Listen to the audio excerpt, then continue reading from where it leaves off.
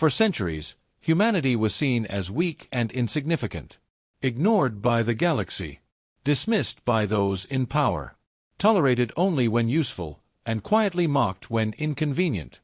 To the Galactic Council, humans were an irritating anomaly, too young to matter, too divided to threaten anyone but themselves.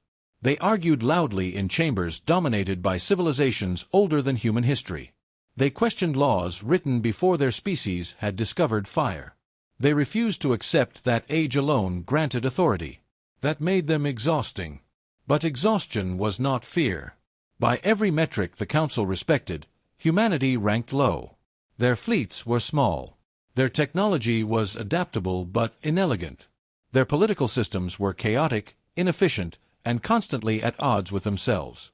Compared to empires that measured time in tens of thousands of years, humans were brief sparks, bright, noisy, and destined to burn out. Council analysts labeled them non-critical. Strategists labeled them manageable. Archivists labeled them temporary. And so the galaxy learned to look past them. When human trade slowed, it was blamed on internal dysfunction. When colonies withdrew from shared infrastructure, it was chalked up to political infighting.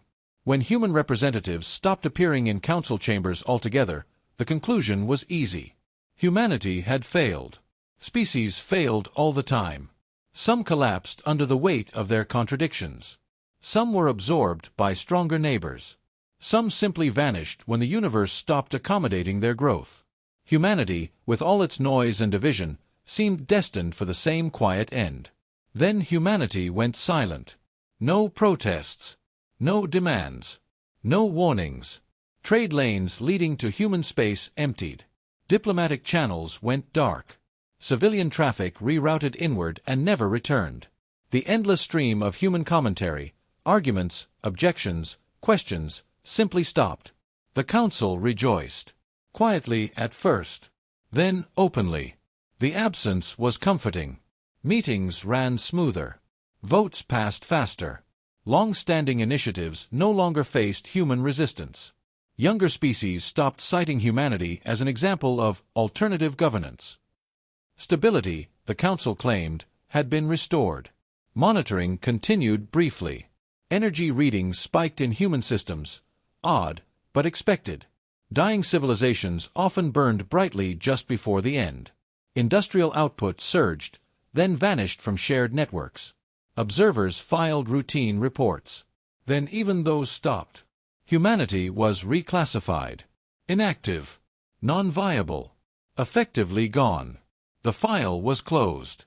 No fleets were sent to confirm extinction. No observers dispatched to investigate the silence. There were always more important matters: border disputes, internal unrest, the careful balancing of ancient powers. Humanity wasn't worth the effort. What the Council never considered was that silence was not surrender. It was focus. Humanity had not gone quiet because it had died. It had gone quiet because it had stopped speaking to those who had already decided not to listen. While the Council congratulated itself on a galaxy made orderly once more, humanity was doing what it had always done best when cornered: discarding illusions, shedding dependencies, and asking a far more dangerous question. What do we become if no one is watching, and no one is coming? The Council believed the silence meant safety. They believed the problem had solved itself. They did not understand that the most dangerous thing humanity had ever done was stop asking the galaxy for permission to exist. And when the silence finally ended, when humanity returned to the stars, the Council would realize too late that rejoicing had been their greatest mistake. The Galactic Council tightened its grip. Not with warships or open threats, but with paperwork, protocols, and policies crafted to look reasonable. Humanity was placed under temporary compliance review, a phrase so carefully chosen it hid permanence behind procedure. Trade was cut. Human shipping licenses were suspended, pending clarification. Strategic materials were quietly reclassified: reactor components, medical compounds, navigation cores, suddenly unavailable to human buyers. Dockyards delayed clearance until fuel reserves ran low. Contracts froze. Credit access vanished into endless audits. Supply chains that had taken generations to build unraveled in months. Rights were revoked. Human representatives lost voting privileges. Then speaking rights. Then access to the chamber entirely. Travel permits were restricted under the guise of security. Surveillance requirements were imposed for protection. Council law, ancient, flexible, and selectively enforced, was suddenly applied with surgical precision. Every action was legal. Every justification immaculate. Every appeal denied. Humanity protested through sanctioned channels, because that was the only option left. They cited treaties signed in good faith. Mutual defense clauses. Shared wars fought side by side. Human fleets had bled alongside Council armadas. Human engineers had rebuilt worlds that were not their own. The Council acknowledged the filings. Then archived them. Sanctions tightened further. Insurance guilds raised transit costs until civilian travel became impossible. Navigation beacons along human routes went dark for maintenance. Communication relays lagged, then failed, as service contracts were quietly terminated. Humanity was pushed into isolation. And the Council watched. They expected collapse. They had seen this story countless times. A species dependent on interstellar trade fractured once cut off. Economies failed. Political rivalries turned violent. Colonies turned on one another as resources dwindled. Refugees poured outward, begging for reinstatement and mercy. Humanity, with its loud arguments and endless divisions, should have shattered quickly. It didn't. Months passed. Then years. There were no refugee armadas. No mass distress calls. No desperate broadcasts pleading for forgiveness. Instead, human traffic rerouted inward with unsettling coordination. Peripheral colonies, once dismissed as marginal, became centers of activity. Council analysts flagged the data as unusual. Supervisors dismissed it. They assumed humanity was burning through reserves in a final, desperate attempt to delay the inevitable. Dying civilizations often appeared productive just before the end. It fit precedent. It fit expectation. Then human space went silent. Not the chaotic silence of collapse, but something deliberate. No protests. No threats. No appeals. To the Council, that silence was confirmation. Finished. Monitoring files were closed. Observers reassigned. Humanity was quietly reclassified as non-viable. Another lesson for younger species about the cost of non-compliance. The Council rejoiced. They never asked why human energy output spiked before the silence. Never questioned why industrial activity intensified instead of collapsed. Never wondered why a dying species stopped asking for help altogether. They never considered that humanity might have reached a conclusion of its own. That dependence was weakness. That permission was vulnerability. That survival required removing every lever others could pull. The Council believed isolation was a punishment. For humanity, it was a revelation. Every sanction burned away reliance. Every revoked right stripped illusion. Every closed door forced reinvention. The Council expected collapse. What they created instead was a civilization that no longer needed the galaxy's approval to survive. And while the Council celebrated the silence, humanity was learning what it meant to endure without witnesses. Isolation didn't break humanity. It unified them. At first came disbelief. Then anger. Then a quiet, sharpening fear, the kind that doesn't panic, but focuses. When the last Council trade routes closed and the final appeals disappeared into administrative silence, humanity reached the same realization across every world it had ever touched. No one was coming. For centuries, humanity had carried its fractures into the stars. Old nations reborn as colonies. Corporations wielding power rivaling governments. Ideologies transplanted wholesale onto distant planets. Those divisions endured because the galaxy allowed them to, because trade softened consequences and external authority absorbed the cost of failure. Isolation stripped that away. When shipments stopped, ideology didn't matter. When jump routes vanished, borders became irrelevant. When Council patrols ignored human distress calls, denial gave way to clarity. Division was no longer inefficient.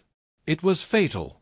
Old divisions vanished, not through revolution or conquest, but necessity. Arguments that once dragged on for decades were resolved in days. sometimes hours. Not because humanity suddenly agreed, but because survival demanded cooperation. You either worked together, or you didn't survive. Emergency coordination assemblies formed across human space. Not parliaments. Not senates. Survival councils. They were led not by career politicians, but by people who understood systems. Logisticians who knew how to keep supply chains alive, engineers who knew what failed first under stress, medics who understood what shortages actually killed people.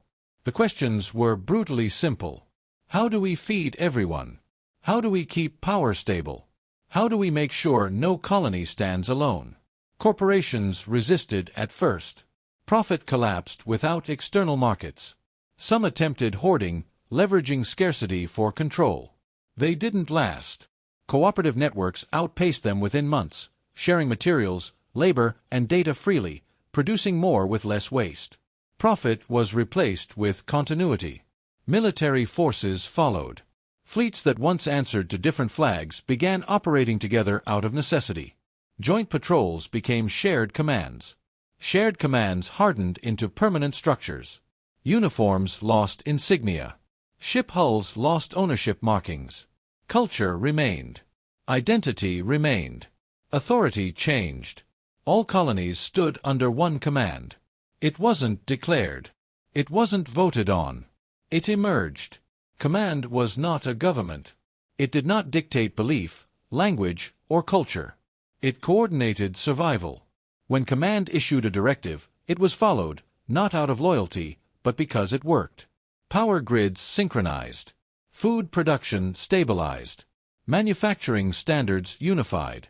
A ship built in one system could be repaired in another without modification. Medical protocols standardized across worlds. Mortality rates dropped even as resources tightened. Redundancy replaced efficiency. Resilience replaced optimization.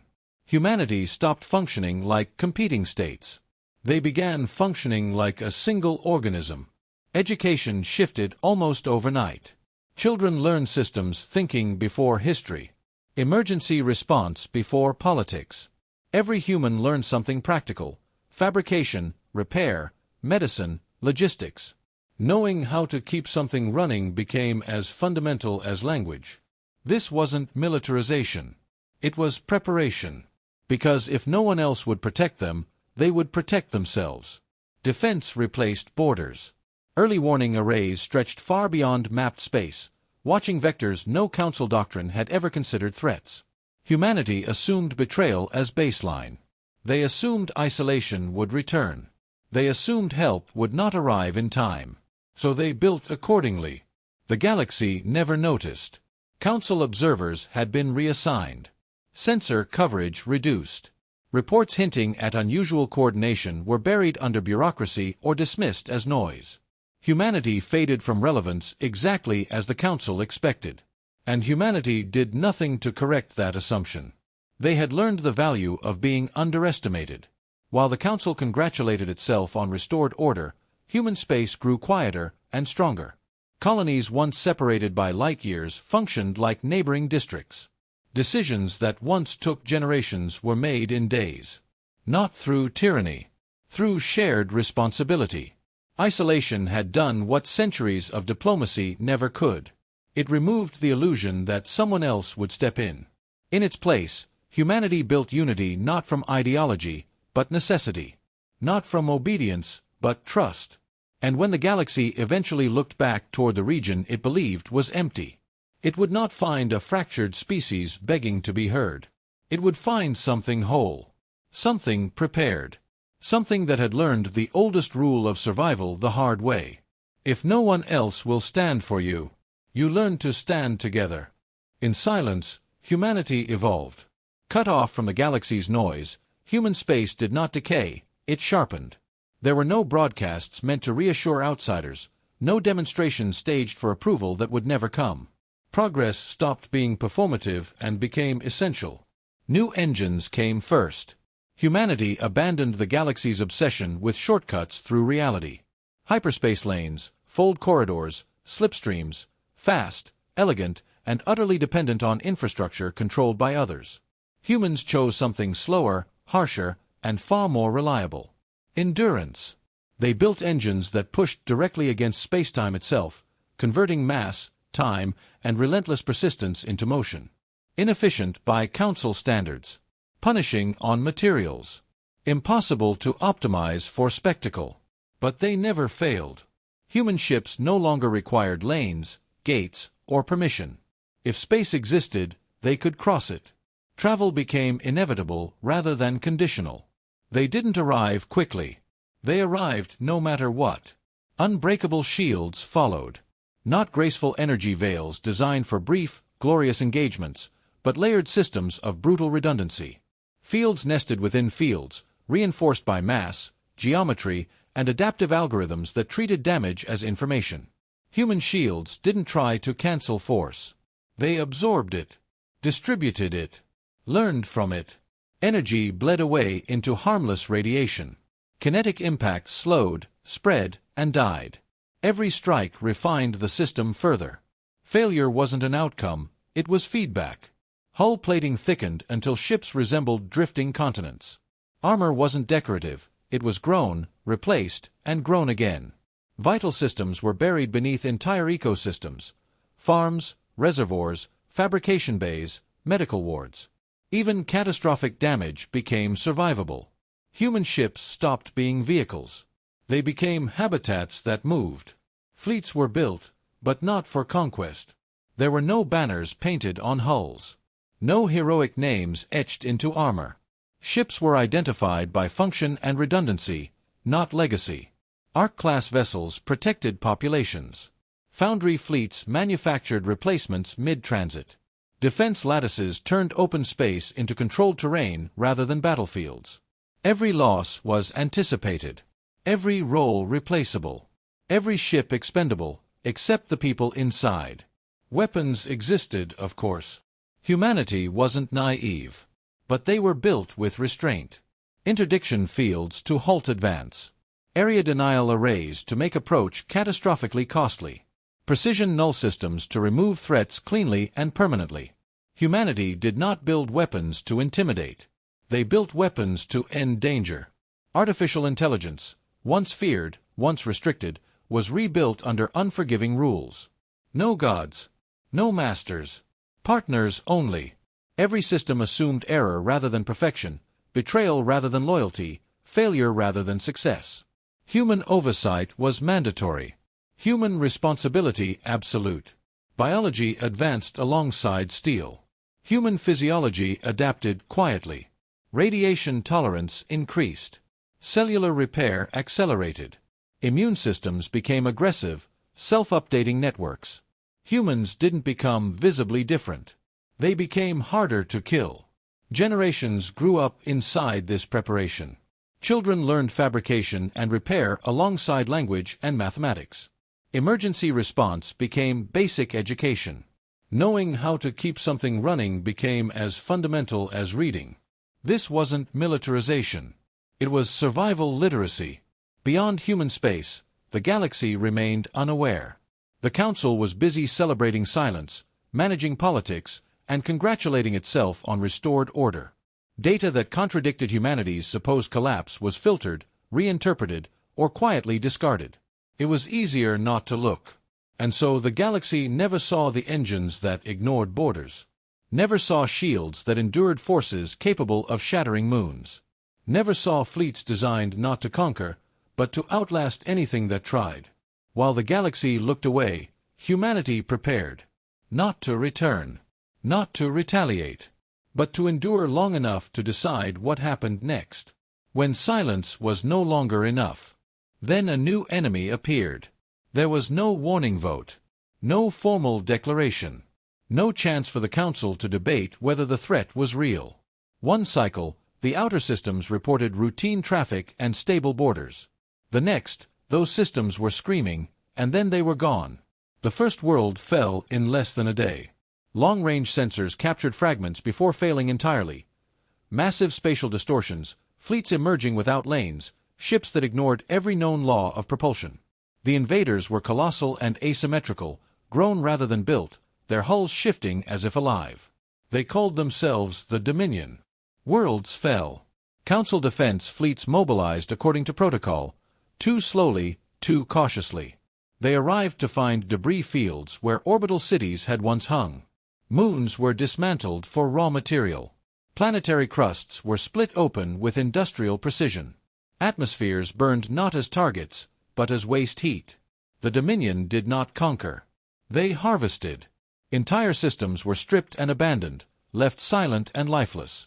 Borders meant nothing. Treaties meant nothing. The Dominion advanced with relentless efficiency, consuming everything useful and discarding the rest. Species were enslaved. Survivors were processed with mechanical indifference. Engineers were implanted with control nodes and forced to maintain Dominion warforms.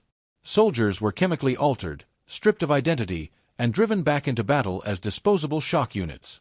Civilian populations were reduced to labor stock, biological components feeding an ever-expanding machine. Those deemed unnecessary were erased. Refugees poured into council space carrying stories too horrific to dismiss. Worlds turned into processing hubs. Cultures erased not through massacre, but repurposing. Entire histories ended without monuments, without graves. The galaxy panicked. The Galactic Council convened emergency sessions that stretched on for cycles. Representatives shouted over one another, demanding action while assigning blame. Ancient powers argued jurisdiction. Younger species begged for protection. Military blocs refused to commit fleets without guarantees of reimbursement and command authority. The Council argued while systems burned. Votes were proposed. Votes were delayed. Votes were vetoed. Coalitions formed on paper and collapsed in practice. Fleets mobilized too slowly, bound by doctrines designed for limited wars, not extinction. Every decision required consensus, and consensus arrived only after another star went dark. When Council armadas finally met the Dominion in force, the results were catastrophic. Entire fleets vanished. Flagships were torn apart mid-transmission. The Dominion sacrificed ships freely, learning from every engagement, adapting faster than Council tacticians could respond. Weapons that had once decided wars barely slowed them. Within a few short cycles, the truth became unavoidable. The Council was losing. Worse, they had no plan left. That was when analysts noticed something unsettling. On Dominion expansion maps, there was a void. A vast region of space they did not enter. Not fortified. Not contested. Simply avoided. Advance vectors curved around it. Probes altered course without explanation. Entire Dominion formations diverted as if responding to a threat no one could detect. That region aligned with old charts. Human space. The realization spread through the Council chamber like a vacuum breach. Humanity. A species isolated. Silenced. Reclassified as gone. And yet, something about them caused an empire that devoured stars to hesitate. Desperation replaced pride. Dormant channels were reactivated. Deprecated frequencies restored. Messages were drafted with care, acknowledging past misunderstandings, emphasizing shared extinction-level risk, invoking unity and survival. The first message went unanswered. So did the second. Worlds continued to fall. Finally, stripped of ceremony and pretense, the Council broadcast a single, unfiltered transmission across every channel humanity had ever used. "We need your help." The reply came minutes later. Not from an ambassador. Not from a politician. From a calm, steady voice identified only as command. "We know," the voice said. "We've been observing." Relief surged through the chamber. Councilors spoke at once, offering restored rights, full reintegration, shared authority, anything to secure humanity's aid. The human voice cut through the noise. "You silenced us," Command said. "You rejoiced when we disappeared. You believed we were gone. What is happening now is not our responsibility." Panic erupted. "If the Dominion wins," a councilor pleaded, "humanity will fall as well." There was a pause, long enough to feel endless. "Yes," Command replied. "Eventually." Hope flickered. "So you'll help." "We didn't say that," the voice answered. "We said we understand the threat." Council displays changed. Data flooded the chamber. Dominion logistics, behavioral models, Structural weaknesses mapped with unsettling precision. Entire campaigns already simulated. Failure points identified. Casualty projections calculated to the decimal. Humanity hadn't just been silent. They had been preparing. "We will engage the Dominion," Command said at last. "Because extinction does not respect borders." Relief washed through the chamber. "But understand this," the voice continued, colder now. "This is not a rescue." A pause. "This is what happens when you rejoice too soon." The transmission ended. And as Dominion fleets pushed deeper into Council space, the galaxy finally understood the truth behind humanity's silence. They had not vanished. They had not fallen. They had been waiting for a threat worthy of breaking it. The Council expected forgiveness. They believed desperation erased memory. That when extinction loomed close enough, old betrayals would blur into necessity. Humanity, they assumed, would be angry, but relieved. Ready to return. Ready to help. Ready to forget. They were wrong. What the Council found instead was resolve. When dormant human channels finally came alive, the Council chamber erupted. Delegates spoke over one another, scrambling to offer what had once been stripped away: restored rights, permanent council seats, shared military authority, reparations approved without debate. Concessions denied for generations were now placed on the table in minutes. Humanity listened. Then they answered calmly. "We will decide when to act." The words struck harder than any refusal. Council representatives protested immediately. Time was running out. Every delay meant another world lost, another species enslaved. They demanded schedules, fleet deployments, guarantees, anything that sounded like control. They were given none. "Urgency did not save you," the human voice continued, "identified only as command. It blinded you. We will not repeat that mistake." The transmission ended. Silence filled the chamber, heavy, unfamiliar, and absolute. For the first time in galactic history, survival did not rest on ancient authority or collective vote. It rested on the judgment of a species the Council had once celebrated as gone, and that species was not rushing. Far beyond charted space, something began to move. In regions long marked as empty, where gravity maps blurred and sensor returns dissolved into static, human constructs awakened. Structures seeded during the earliest days of isolation came online in perfect synchronization, responding to signals that had never been broadcast. Foundries ignited. Stars were tapped, not consumed, not destroyed, but shaped. Their output redirected into controlled torrents of energy feeding colossal frameworks wrapped in reinforced spacetime fields. Fleets long hidden aligned along vectors no Council doctrine had ever charted. Soon after, space itself began to tremble. Not from hyperspace ruptures. Not from weapons fire. From strain. Across the galaxy, sensors screamed as localized distortions appeared in synchronized patterns light-years apart. Reality flexed, stabilized, then flexed again, like a structure being tested far beyond its original limits. Humanity was not mobilizing. They were initializing. The Council finally understood the difference. Whatever humanity was preparing was not a desperate reaction to the Dominion. It was a solution conceived long ago, refined in silence, and held in reserve for a moment exactly like this. The Dominion qualified. Whether the Council did, was no longer relevant. Humanity had not returned seeking forgiveness. They had not returned to reclaim status or demand restitution. They had returned because something existed that threatened continuity itself. And when they finally acted, it would not be because the Council begged.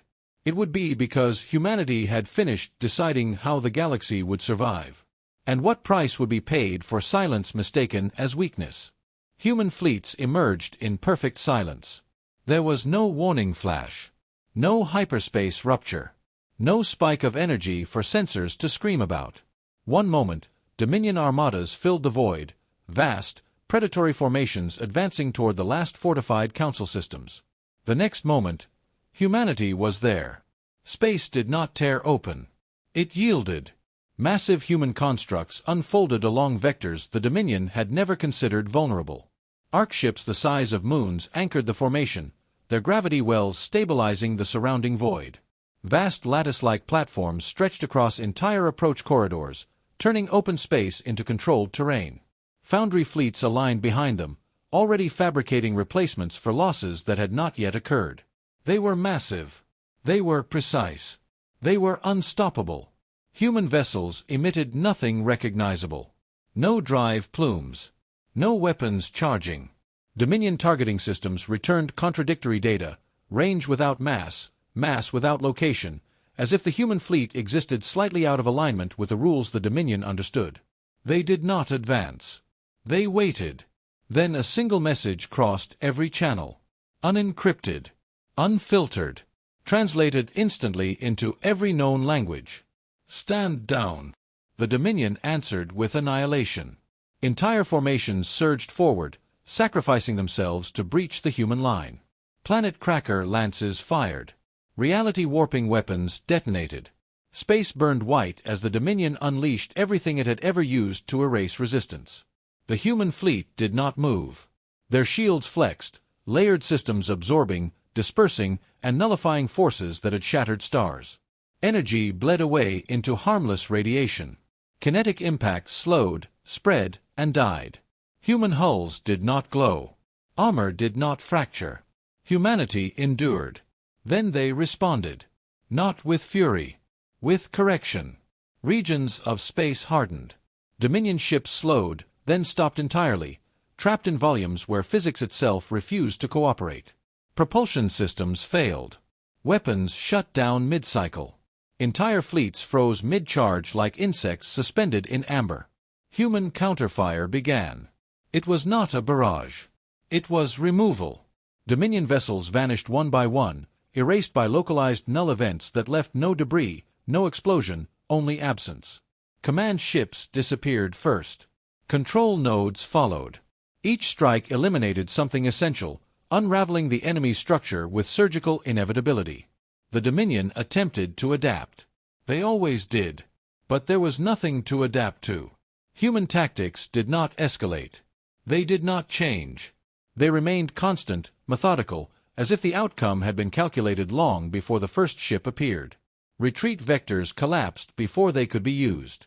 Reinforcements never arrived. Communication across Dominion formations degraded into static, then silence. Then the Dominion's command intelligence, an entity believed to span multiple dimensions, went dark. No death cry. No final transmission. It simply stopped. The war ended before the enemy understood it had begun. Across the galaxy, Council sensors struggled to process what they were witnessing. Battles that should have lasted centuries concluded in minutes. Systems once doomed to fall went quiet, not occupied, not conquered, but spared. Human fleets did not pursue. They powered down. A final transmission followed, brief and absolute. The threat has been neutralized. Do not pursue remnants. And then humanity withdrew. Space relaxed. Physics resumed its familiar shape. Human ships vanished as cleanly as they had arrived, leaving behind stunned silence, and survivors who barely understood why they were still alive. The Galactic Council watched in disbelief. Because in that moment, the truth became impossible to deny. Humanity had not gone silent out of weakness. They had gone silent to learn how to end wars so completely that the galaxy barely noticed one had taken place. The Council tried to reclaim control. In the aftermath of the Dominion's destruction, emergency sessions filled the ancient halls once more. Borders were reaffirmed. Authority was restated. Committees formed to oversee reconstruction, threat analysis, and post-crisis stability. The Council spoke as if order had been preserved by its wisdom, as if the silence had been part of the plan all along. It was too late. The galaxy remembered. Worlds remembered the silence while they burned. Species remembered the debates that outlasted entire civilizations. Survivors remembered who hesitated and who arrived. The Council still had fleets. They still had laws. They still had traditions older than most stars. But power had moved. Humanity did not step forward to rule. They refused every offer. Permanent council seats. Supreme military authority. Emergency governance over liberated systems. Each proposal was acknowledged, considered, and declined with the same calm finality. "We are not here to govern," came the final human transmission. "Governance creates dependence. Dependence creates collapse." Instead, humanity shared what it had learned in silence. Stabilization frameworks capable of repairing planetary damage once thought irreversible. Defensive architectures designed to prevent extinction, not to project dominance. Infrastructure models built on redundancy rather than efficiency, on endurance rather than elegance. They helped rebuild. Then they left. Humanity did not dismantle the Council. They made it optional. Across the galaxy, something subtle and irreversible changed. Species stopped assuming someone else would protect them. Defense replaced prestige. Preparation replaced complacency. The illusion that safety could be outsourced, to ancient powers, to treaties, to distant authorities, began to fade. The Council still existed, but it no longer defined survival. And humanity? They faded back into the dark. Not hiding. Not isolated. Waiting. Human space remained distant and undefined, its borders unmapped, its fleets unseen. They did not occupy trade routes. They did not demand recognition. They existed beyond known space, where sensors strained and certainty failed. Watching. Listening. Enduring. The Council never rejoiced at humanity's silence again. They never dared. Because the galaxy now understood a truth that could not be voted away, negotiated down, or forgotten. Humanity did not need to rule to matter. They did not need permission to act. They did not need gratitude to protect existence. They had survived abandonment. They had endured silence. They had ended an extinction-level threat without becoming conquerors. And that changed the meaning of power forever. So when the stars finally grew quiet, when the Dominion became memory instead of terror, one certainty spread across the galaxy, whispered between worlds and etched into every Sirius archive. If darkness rises again, humanity will be there.